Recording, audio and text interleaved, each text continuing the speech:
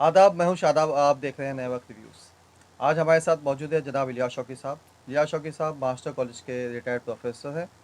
बहुत तवील अरसे तक उर्दू की तालीम दी है और इसके साथ वो बहुत अच्छे महक़िक़ और शायर भी रह चुके हैं। उनकी 3 किताबें मंज़र पे आ चुकी हैं। आज हमारे साथ मौजूद हैं खाका निगारी पे बात करने के लिए। इलियास साहब, आपका इस्तकबाल है। मैं ये जानना चाहता था कि खाका निगारी एक तवील अरसे तक उर्दू अदब में होती आई है। लोगों ने बहुत खाके लिखे हैं, लेकिन अब देखिए आप, खाके तकरीबन नापैद हैं। एक आध लोग लिख रहे हैं जिनमें एक आध ही जो है वो बहुत अच्छा लिख रहे हैं, बाकी लोग सिर्फ, मैं समझता हूँ, कोशिश कर रहे हैं, खाके तक पहुँच नहीं पा रहे हैं। खाका लिख भी रहे हैं तो खाके लगते नहीं हैं, है ना। तो एक अभी भी एक, मैं समझता हूँ, लोगों के दिल में एक शक व शुबा है कि खाके की असल तारीफ़ क्या है। वो कोई तारीफ़ कोई सही तरह से, खाकों पे नंबर आ गया है, बहुत लोगों ने मज़ामी भी लिखे हैं, लेकिन किसी ने अभी तक उसकी एक बाकायदा तारीफ़ मुतय्यन नहीं की है। क्या ये बात सही है? आपको देखिए, क्या हाँ लगता हाँ, है? नहीं बिल्कुल सही है। उसकी वजह ये है कि खाका कुछ भी लिख के उसका खाका नाम दे दिया गया है। बहुत से लोगों ने ऐसा किया है। अच्छा, ये नए लिखने वालों की सिर्फ बात नहीं कर रहा हूँ, हमारे जो सीनियर लिखने वाले हैं उनमें से भी कई एक ऐसे हैं कि जिन्होंने मज़ामीन लिख दिए हैं और उनको खाके का नाम दे दिया है। मैं जैसे अली जवाद जैदी साहब, अच्छा। हमारे बहुत सीनियर अदीब हाँ, हैं और काफ़ी उनकी जीरा है। 20-22 किताबें हैं। जी। हम कबीला नाम की उनकी एक किताब है जिसमें उन्होंने खाके लिखे हैं। अच्छा। लेकिन उन खाकों में जब आप पढ़ेंगे तो आपको लगेगा कि ये खाके कम, मज़ामीन ज़्यादा हैं। हम्म। मसलन अब अबुल कलाम आज़ाद का खाका उसमें उन्होंने लिखा है। हम्म। तो अबुल कलाम आज़ाद के खाके में उन्होंने जो जिस चीज़ को फोकस किया है, वो बजाय अबुल कलाम आज़ाद की शख्सियत को सामने लाने के, अबुल कलाम आज़ाद से उनके मरासिम कैसे रहे, कैसे बने, अबुल कलाम आज़ाद कितने बड़े आलिम थे, कैसे मुकर्रिर थे, और ये सारी चीज़ें जो उसके अंदर आई, अच्छा। ये चीज़ें हिस्सा हो सकती हैं हम्म। खाके का, लेकिन इनको ज़िमनी हैसियत हासिल है। हम्म।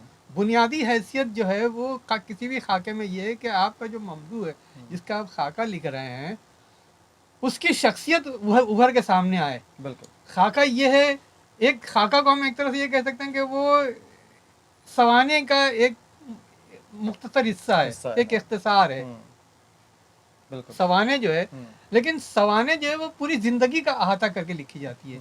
खाके में पूरी ज़िंदगी नहीं आती है, पूरी ज़िंदगी की एक झलक आती है। एक शख्स की शख्सियत अपने ज़िंदगी के तमाम अवामिल से मिल के ही बनती है। कोई आदमी अगर हरदिल अजीज़ है तो हरदिल अजीज़ क्यों है? क्या चेहरा अच्छा लगता है उसका इसलिए हरदिल अजीज़ है? नहीं, उसके अखलाक, उसकी गुफ्तगू, उसकी इल्मियत, उसका मिलना जुलना, लोगों से उसके ताल्लुकात, उसके मरासिम, ये सारी चीज़ें जो हैं मजमूई तौर पर उसकी शख्सियत को बनाती हैं। तब वो आम लोगों के लिए या किसी के लिए काबिल कबूल बनता है। बेशक। अगर वो उसके किसी को इस तरह मुतासिर नहीं कर पाता तो वो लोगों के लिए नापसंदीदा हो जाता है। बेशक। हो जाता है ना। तो एक शख्स जो नापसंदीदा हो गया है, वो उसके जो अवामिल हैं, वो अवामिल उसको, उसकी शख्सियत को बना रहे हैं। खाके में वो आना चाहिए, तब हम उस शख्स को पहचान सकते हैं। बेशक। फरजुल्लाह बेग के खाके की सबसे बड़ी जो खूबी है वो यही है कि हम में से किसी ने भी डिप्टी नज़ीर अहमद को देखा नहीं है। देखा नहीं है, सही बात है। हमने डिप्टी नज़ीर को देखा नहीं है, लेकिन हम जब फरजुल्लाह बेग का खाका पढ़ते हैं तो हम डिप्टी नज़ीर अहमद की शख्सियत हमारे सामने आ जाती है। हम डिप्टी नज़ीर अहमद को देखने लगते हैं, उनकी शख्सियत हमारे, हाँ, पूरे मतलब डिप्टी, एक मोटा सा आदमी जो तोंद पर तहमत बांधे हुए है, गोल एकदम ऐसा लगा, मतलब ये सारी चीज़ें हमने देखे हैं ना, इस तरह के लोग देखे हैं। तो हमारे सामने उनकी शख्सियत एक मजमुआ बन के इन तमाम औसाफ से सामने उभर के आती है और हम पहचानने लगते हैं। अगर कहीं डिप्टी नज़ीर अहमद हमारे सामने आ जाए तो हम उनको फ़ौरन पहचान लेंगे कि यही डिप्टी नज़ीर अहमद होंगे। तो खाका निगारी की ये अहमियत है कि जब आप किसी का खाका लिखें तो उसकी शख्सियत में जो शख्सियत के मुख्तलिफ अनासिर हैं, उसके साथ में उसका हुलिया उसका जुस्सा जो है वो भी इस तरह है कि हम उसे पहचान सकें, क्योंकि उसके हुलिया और जुस्से की भी उसकी शख्सियत अंदर कुछ ना कुछ अहमियत हैसियत है। ये चीज़ें जो हैं वो मजमूई तौर पर खाके को बनाती हैं। अब हमारे यहाँ लोगों ने इल्मी मज़ामीन भी लिखे हैं तो उसको भी खाके का नाम दे दिया। किसी पर कोई शख्सी मजमून लिखा कि भाई एक शख्स है, उसने तो उसको भी खाके का नाम दे दिया। खाके की जो बुनियादी ज़रूरतें हैं, कम अज़ कम उसका तो अहाता होना चाहिए उसके अंदर। बहुत बारीक सा फ़र्क है जो इल्मी शख्सियत पे मजमून लिखना और खाके में? इल्मी शख्सियत पे जो मजमून लिखा जाएगा उसमें उसकी इल्मियत का जिक्र ज़्यादा होगा कि फ़लाँ ने ये काम किया है, ये काम किया है, ये काम किया है। یہ ان کی کتابیں آئی ہیں، یہ مضامین لکھے ہیں، ان کے مضامین میں یہ عناصر پائے جاتے ہیں، ان کے تنقیدی اور تخلیقی رجحانات یہ ہیں، آپ ان چیزوں کو ہائی لائٹ کریں گے جو اس کے علمی زندگی سے متعلق ہے، اس میں اس کی شخصیت کا کہیں ذکر نہیں آئے گا، اور ضروری بھی نہیں ہے، وہ ضروری بھی نہیں ہے، کیونکہ علمی مضامین جو ہے وہ تنقید سے قریب ہوتے ہیں نا، تو تنقید جو ہے وہ تخلیق سے کہیں نہ کہیں اپنے آپ کو الگ کرتی ہے، اسی وجہ سے کہ وہ بہت ہی آبجیکٹیو قسم کی ہوتی ہے. تو یہ جو چیزیں ہیں یہ خاکے کو دوسرے مضامین سے الگ کرتی ہیں. اگر آپ ان چیزوں کا احاطہ نہیں کر سکتے ہیں یا اگر آپ اس سے واقف نہیں ہیں تو آپ خاکہ اچھا نہیں لکھ سکتے. اچھا یہاں پہ مجھے کاٹ رہا ہوں میں، مجھے جاوید صدیقی صاحب کا خاکہ یاد آ رہا ہے بنجارہ، جو نیاز حیدر پہ لکھا گیا. نیاز حیدر کو ہماری جنریشن نے دیکھا نہیں ہے، نہ ان کے بارے میں جانتے ہیں، نہ کبھی سنا تھا میں نے نام. میری کم علمی ہے یہ کہ میں نے کبھی نام بھی نہیں سنا ان کا. وہ خاکہ پڑھنے کے بعد میں نیاز حیدر سے متعارف تو ہو جاتا ہوں، لیکن ان کے کام سے میں واقف نہیں ہو پاتا، جو ان کی علمی شخصیت مجھ پہ نہیں کھل پاتی ہے. تو یہ خاکے کی خوبی بھی یا خامی بھی، نہیں یا وہ چیز ضروری نہیں ہے؟ یہ خاکے کی ضرورت نہیں ہے. اچھا ہاں وہ خاکہ ان کا جو ہے وہ خاکہ بہت اچھا ہے. ہاں وہ تو بہت اس میں نیاز حیدر ہمارے سامنے آ جاتے ہیں. جیسا میں نے یہ بتایا کہ ایک خاکے کا کرائٹیریا یہ ہونا چاہیے کہ جس کا خاکہ لکھا ہے جب ہم اس کا خاکہ پڑھیں تو اس کی شخصیت کی ایک جھلک ہمارے آنکھوں کے سامنے آ جائے. تو نیاز حیدر ہمارے سامنے آ جاتے ہیں چاہے آپ اس سے ملے ہوں یا نہ ملے ہوں. اب ان کی علمی شخصیت جو ہے وہ اس خاکے میں نہیں آ رہی، اس کی وجہ ہے کہ وہ علمی مضمون نہیں ہے. اس پر مضمون لکھا جانا چاہے. اگر نیاز حیدر کی علمی ادبی خدمات پر مضمون لکھا جائے گا تو نیاز حیدر نے کن اصناف کے اندر تحریر چھوڑی ہے اپنی، کون سی کتابیں ہیں، وہ کن ادیبوں سے متاثر تھے، کن کے نظریات کو وہ مانتے تھے، کس سے وہ اختلاف رکھتے تھے، یہ ساری چیزیں علمی مباحث کا حصہ ہیں. جو جب تک آپ اس پہلو سے ان کی شخصیت کا جائزہ نہیں لیں گے تب تک آپ نہیں پہچان پائیں گے کہ کیسے ہیں. تو یہ خاکے کا حصہ نہیں ہے، یہ خاکے کے لیے ضروری بھی نہیں ہے. اچھا ایک سوال یہ تھا کہ خاکہ نگاری میں زیادہ تر ہم نے دیکھا ہے کہ شخصیت جو خاکہ لکھ رہا ہے، جو خاکہ نگار ہے، اس کی خود کی شخصیت کبھی کبھی بہت حاوی ہو جاتی ہے، یا وہ بہت زیادہ میں جو ہوتا ہے وہ اس کے اندر بہت دکھتا ہے. تو یہ خاکے کو ڈیمیج کرتا ہے یا آپ کو لگتا ہے کہ وہ ہونا چاہیے، یا کس حد تک ہونا چاہیے، اس کی کہاں تک یعنی آپ اس کی تعریف بتا سکتے ہیں؟ نہیں، کسی حد تک تو ہونا چاہیے، لیکن یہ بہت صحیح کہا آپ نے کہ کہیں کہیں کبھی کبھی ایسا بھی ہوتا ہے کہ یہ خاکے کو ڈیمیج کرنے لگتی ہے اپنی شخصیت.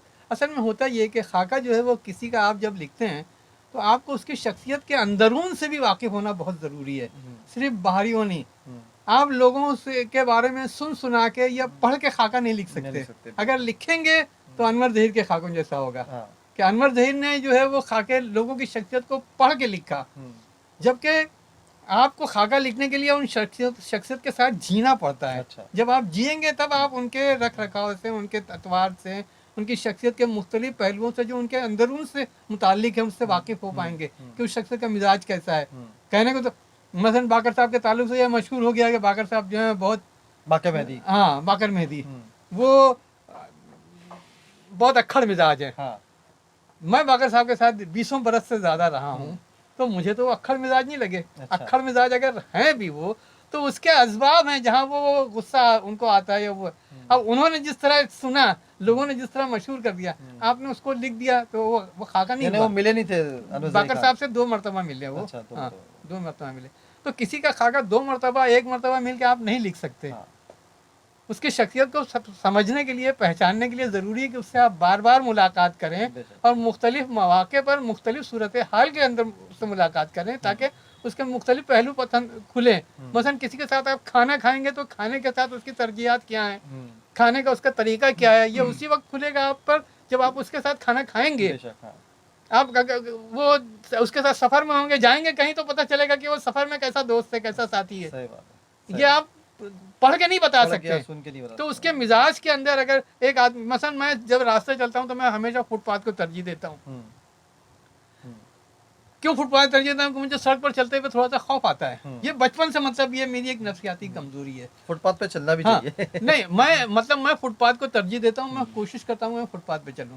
اب یہ کب آپ کو معلوم ہوگا؟ جب آپ یا تو میرے ساتھ فٹ پاتھ پر چلیں گے یا میں اب جیسے کہہ رہا ہوں تو آپ نے تو جب میں کہہ رہا ہوں آپ اسے لیں گے تو یہ کہا ہوا ہے نا، یہ آپ کے تجربے کا حصہ نہیں ہے. آپ میری شخصیت کے تجربے سے گزرے نہیں ہیں. تو کسی بھی شخص کے جس کا آپ خاکہ لکھ رہے ہیں اس کے ساتھ آپ کے دیرینہ مراسم ایسے ہونے چاہیے کہ آپ اس کی شخصیت کے مختلف پہلوؤں سے گزر سکیں، جان سکیں، تب آپ اس کا ایک اچھا خاکہ لکھ سکتے ہیں۔ تو کیا وجہ تھی کہ مت سہل ہمیں جانو انور زئی خان کا خاکہ کا جو مجموعہ ہے وہ اتنا معروف اتنا مقبول کیوں ہو گیا؟ یعنی ہندوستان میں پاکستان میں اس کی اتنی مانگ ہوئی کہ وہ بہت جلدی آؤٹ آف پرنٹ ہو گئی کتاب، اور آج بھی میں کتاب دار چلا رہا ہوں، آج بھی اس کتاب کی مانگ آتی ہی ہے۔ کیا وجہ ہے؟ اگر اس کے خاکے کمزور ہیں تو کیوں اتنے مشہور ہوئے؟ ایک تو یہ ہے کہ یہ سچ ہے کہ وہ خاکے ہیں، اچھا، اس سے ہاں انکار نہیں کیا جا سکتا کہ وہ خاکے نہیں ہیں، وہ خاکے ہیں۔ اب یہ الگ بات ہے کہ ان خاکوں میں شخصیات کی جو پینٹنگ کی گئی ہے وہ مصنوعی ہے، اوریجنل نہیں ہے، اچھا۔ لیکن ایسا نہیں ہے کہ بالکل مصنوعی ہے، وہ لوگوں سے دیکھیے آپ نے اگر مت سہل میں جانو پڑھی ہے تو آپ کو اندازہ ہوگا کہ اس میں جتنے خاکے انور زئی نے لکھے ہیں ان میں سب سے اچھا خاکہ جو ہے وہ زویا انصاری کا ہے۔ ٹھیک ہے، ان سے ملاقات زویا انصاری کا خاکہ اس لیے کہ وہ زویا انصاری سے قریب تھے، زویا انصاری کا ان کی زندگی میں ایک بڑا حصہ، بڑا رول رہا ہے، تو زویا انصاری کو چونکہ قریب سے دیکھا تھا، جیا تھا انہوں نے، اس لیے وہ ساری چیزیں ان کے خاکے میں آئی ہیں۔ بالکل سمجھ رہے ہیں آپ یہ بات؟ دوسری بات ان کے خاکوں کی یہ ہے کہ ان کی زبان بہت اچھی ہے، انہوں نے جو زبان لکھی ہے اپنے خاکوں میں وہ بہت اچھی، بہت شستہ اردو ہے۔ اچھا، ہاں، تو اس لیے ظاہر سی بات ہے کہ ہمارے یہاں آج کل اچھا لکھنے والے بھی جو ہیں، مطلب اچھی زبان لکھنے والے بہت کم ہیں، بہت کام ہے، صحیح بات۔ تو ان کے خاکے جو ہیں وہ پڑھنے میں اچھے ہیں، مطلب سہل ہمیں جانا ہے، مطلب وہ سہل ہے خاکے پڑھنے میں۔ چلیے میں پھر واپس شروعات کی طرف آتا ہوں، جب بھی باتوں میں ایک بات آئی ذہن میں نکل گئی تھی، دوبارہ میرے ذہن میں آئی۔ آپ نے سراپا نگاری کا ذکر کیا کہ نذیر احمد کے سراپا نگاری جس طرح سے کی گئی فرحت اللہ بیگ کے ذریعے، تو ہمیں فرحت اللہ بیگ دکھائی دیتے ہیں، ٹھیک اسی طرح دوزخی میں اسود چغتائی جس طرح سے عظیم بیگ چغتائی کو ہمیں دکھایا تو ہمیں دکھتے ہیں۔ تو خاکہ لکھتے وقت کیا یہ ضروری ہے کہ سراپا نگاری کی ہی جائے؟ ہاں، خاکہ کا اور یہ اگر کوئی سراپا نگاری کرنے میں کمزور ہے تو کیا وہ اس کے خاکے اچھے نہیں ہو سکتے؟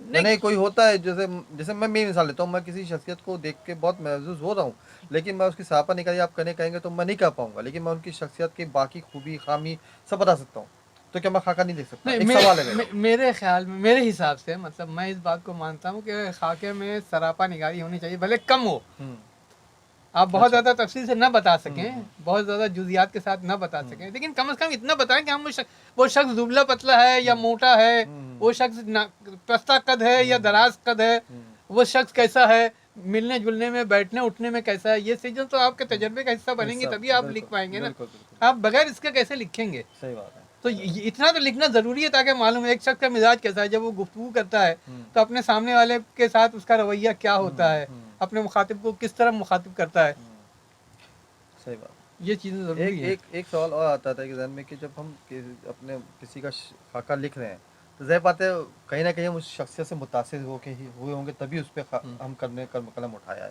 لیکن ظاہر بات ہے ہر کوئی فرشتہ نہیں ہوتا، کچھ نہ کچھ خامیاں ہوتی ہیں، تو خامیاں کتنی آنی چاہیے خاکے کے اندر یا نہیں آنی چاہیے، یا کہاں تک آنی چاہیے، اس کی کیا تعریف ہو سکتی ہے، کتنا ہم کہاں تک اپنے قلم کو ہم آزاد چھوڑ سکتے ہیں؟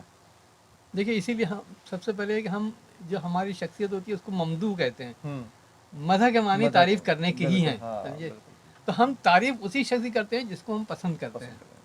خاکے میں بھی جب ہم خاکہ لکھیں گے کسی کا تو ہم اسی وقت لکھیں گے اس کا خاکہ جب ہم اس کو شخص پسند کرتے ہیں، اس کی کچھ چیزیں ہمیں پسند ہوں گی نا، اگر ہمیں اس کی چیزیں ناپسند ہوں گی تو پھر وہ خاکہ نہیں ہوگا، وہ اس کا ایک طرح سے منفی اس کی پہچان ہو جائے گی، اس کی منفی شخصیت سامنے آئے گی، اور کوئی بھی شخص ایسا نہیں ہے جو مکمل طور پر منفی صفات کا حامل ہو، اس کے یہاں کچھ بھی تو اچھائیاں ہوں گی نا، کچھ تو خوبیاں، لیکن آپ کا وہ جو رجحان ہے اس کے تعلق سے، آپ کا جو تاثر ہے وہ آپ کو ان کی اچھائیوں کی طرف گائیڈ کرے گا ہی نہیں، آپ صرف اس کی منفی شخصیت کے جو پہلو ہیں انہی کو اجاگر کریں گے۔ اسی طرح جب آپ کا کوئی پسندیدہ ہوگا تو ظاہر سی بات ہے کہ آپ کا پسندیدہ وہ اپنے خوبصورت اپنی خوبصورتی سے، اخلاق کے، اپنی جو اس کے مطلب مثبت صفات ہیں اس کی وجہ سے آپ کا پسندیدہ بنا ہے، تو وہ آپ کے تجربے کا حصہ ہوگا تبھی نا، تو آپ وہ سب ساری چیزیں لکھیں گے۔ مثلاً رشید حسن خان صاحب، میرے رشید حسن خان صاحب سے کافی تعلقات رہے ہیں، میں ان کو بہت پسند کرتا ہوں، تو میں کیوں پسند کرتا ہوں ان کو؟ بھائی اور بھی تو لوگ ہیں نا، رشید حسن خان کے علاوہ بھی بہت سارے بڑے ادیب ہمارے آس پاس کے ہیں، میں ان کے مقابلے میں ترجیحی طور پر رشید حسن خان کو زیادہ کیوں پسند کرتا ہوں؟ کیونکہ ان کے یہاں एक ऐसा अंदाज है इस्लाह का जो दूसरों का नहीं है। हम गलती करते हैं तो कोई हमको टोकता है, टोकने का अंदाज ऐसा होता है कि हमें बुरा लगता है, हम बुरा मान जाते हैं। ऐसा भी होता है कि वो टोकने वाले जब टोकता है तो हमें अच्छा लगता है कि उसने हमारी इस्लाह कर दी, अच्छा हो गया। तो ये जो अंदाज है खान साहब का बहुत प्यारा अंदाज था टोकने का, सिखाने सुना है का। आपसे, हमने तो ये सुना है, हमने तो देखा नहीं है लेकिन आपसे सुना है। मैं एक वाकया बता रहा हूँ खान साहब का। अच्छा, जाहिर सी बात है खान साहब की शख्सियत ऐसी थी कि आपने तो खाका लिखा है उन पे। हाँ मैंने लिखा, लेकिन ये बातें शायद उस खाके में नहीं भी हैं। एक मतलब ये शुरू के वाकयात में से एक सेमिनार में खान साहब आए हुए थे बॉम्बे यूनिवर्सिटी के, तो सेमिनार खत्म हुआ, हम लोग सब लोग निकले, तो मैं खान साहब के साथ साथ था, अर्दली की तरह लगा हुआ था उनके साथ। तो जब हम लोग हॉल से बाहर निकले, थोड़ी दूर चले, तो खान साहब वहीं कैंपस में ही उनको कमरा दिया गया था, गेस्ट हाउस जो है उसी में वो ठहरे हुए थे। तो सबसे हाथ मिलाया उन्होंने, मतलब रशीद हसन खां की बात कर रहे हैं। रशीद हसन खां की बात, हाँ। तो सबसे हाथ वाथ मिलाया जाने लगे, तो मैं खान साहब के पीछे पीछे चलने लगा, तो एक 3-4 कदम का फासला था, उनसे पीछे था। तो खान साहब ऐसा पलटे, बोले क्यों भाई, जाओ तुम लोग जाओ। मैंने कहा नहीं खान साहब, मैं आपको वहाँ तक छोड़ देता हूँ। तो खान साहब चल रहे थे, बढ़ रहे थे, बढ़ते बढ़ते रुक गए, रुक के पलटे कहा कि छोड़ देते हैं, आपको मालूम है। मतलब खान साहब का लहजा बदल गया और मैं डर गया। मैंने कहा पता नहीं मैंने क्या कह दिया। मैंने कहा क्या हुआ खान साहब? बोले आपको मालूम है छोड़ दे क्यों कब कहते हैं? मैंने कहा नहीं, मेरा मतलब ये है कि आपके गेस्ट हाउस तक में। बोले मियाँ छोड़ दे, उस वक्त कहते हैं बिल्ली छोड़ देते हैं, बिल्ली को छोड़ना जो है उसको कहते हैं छोड़ना। तो बिल्ली की सिफत मालूम है, बिल्ली को आप घर से अगर निकाल दें, कहीं भी छोड़ दें, बिल्ली कभी आपका पीछा नहीं छोड़ती है, समझे। तो बिल्ली को पीछा छुड़ाने के लिए, छोड़ने के लिए उसे झोले में बांध के बहुत दूर ले जाते हैं और फिर उसको आर्ट के हिंसे की तरह ऐसा घुमाते हैं पहले। अच्छा। गलियों में, ताकि वो रास्ता भूल जाए उसमें, क्योंकि वो जब घूमेगी तो उसी उसमें घूमेगी। तो उन्होंने कहा कि बिल्ली से छुटकारा पाने के लिए उसको छोड़ने को बोलते हैं, बिल्ली छोड़ना, समझे। अच्छी ये नई चीज है। तो मेरे लिए ये बिल्कुल पता चला कि भाई इस तरह नहीं कहा जाता कि चलिए आइए मैं आपको छोड़ दूं। यानी किसी ने हमें ज़बान पे बैठ के भी बात करनी पड़ेगी, बहुत मजा आएगा। नहीं, जो शख्सियत जो होती है ऐसी अदब के ताल्लुक से तहकीक जो करती है, सॉरी बोले वो एडिट हो जाएगा, काट देगा। तो जो होते हैं मतलब वो उनसे फैज़ हासिल करने का एक तरीका ये भी है। नहीं हम उन्होंने कितनी अच्छी बातें सब बता दी। हम रशीद हसन खां पे एक बात करते हैं, ये रहेगा। चलिए अभी एक बात, अभी हमारे असलम भाई भी यहाँ मौजूद है, उन्होंने एक बात हमें याद दिलाई कि इल्मी शख्सियत की हम बात कर रहे हैं, नहीं कि इल्मी शख्सियत पे लिखे जाएं, गैर इल्मी शख्सियत पे भी खाके लिखे जाते हैं, बहुत मशहूर खाके भी होते हैं। तो उस पे उसके बारे में बताइए कि किस तरह से हम गैर इल्मी शख्सियत पे खाका लिख सकते हैं, या कौन सी शख्सियत ऐसी हो जिस पे खाका लिखा जाए तो वो अच्छा ही हो। ऐसी हो का मतलब एक ही शर्त है उसकी कि वो ऐसी शख्सियत है जिसने आपको मुतासिर किया हो, आपकी ज़िंदगी में कहीं हिस्सा हो उसका।